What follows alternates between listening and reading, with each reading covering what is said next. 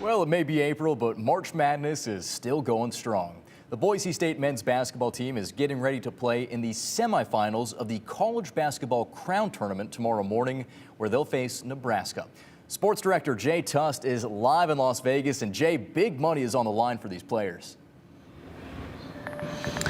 Yeah, you're exactly right, Jude. About $300,000 if Boise State can make it to Sunday. Welcome live to Las Vegas. I'm coming at you from inside T-Mobile Arena, the home of the inaugural Crown basketball tournament. And reality is kind of starting to set in that we are almost at the end of basketball season, because the first of the last began about 2 hours ago inside this very arena. That's when the Broncos practice for the very final time. Yes, win or lose tomorrow, the 2024-25 version of the Boise State men's basketball team practice for the final time ever today. The Broncos went through about a 60-minute on-court walkthrough right after we arrived in Las Vegas. With a big opponent and potential payday looming, head coach Leon Rice told me he loved what he saw out of his players this afternoon.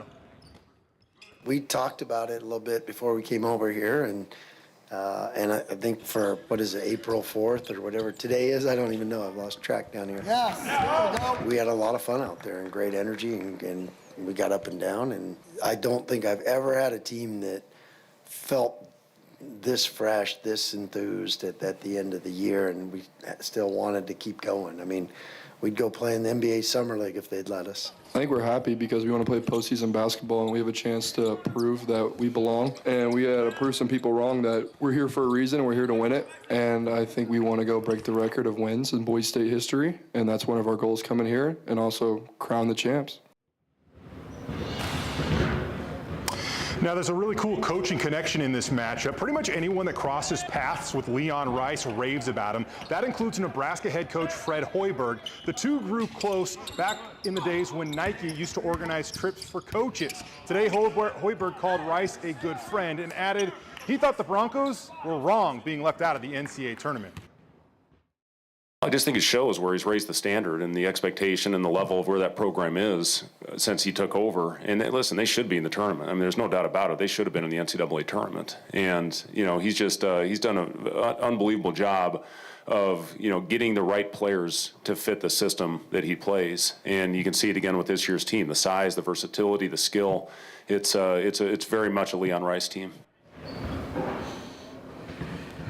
How about a very much Leon Rice story to follow that up? Leon recalled how Fred Hoiberg was once the Iowa High School basketball and football player of the year. He would have been the track player of the year too, but Leon says that Fred's mom bought him the wrong track shoes. So unfortunately, as we send it back to Boise, Jude, Fred wasn't the state track player of the year in Iowa when he was back in high school. But, Jude, only about 17 hours until tip-off between Nebraska and Boise State. And, of course, we'll have more coverage coming your way tonight on the News at 10. Yeah, absolutely, Jay. It's great to see this team compete and play really well in a postseason tournament, despite not making the NCAA tournament. I think it really showcases some tenacity from the program. See you tonight on the News at 10, Jay. Thank you.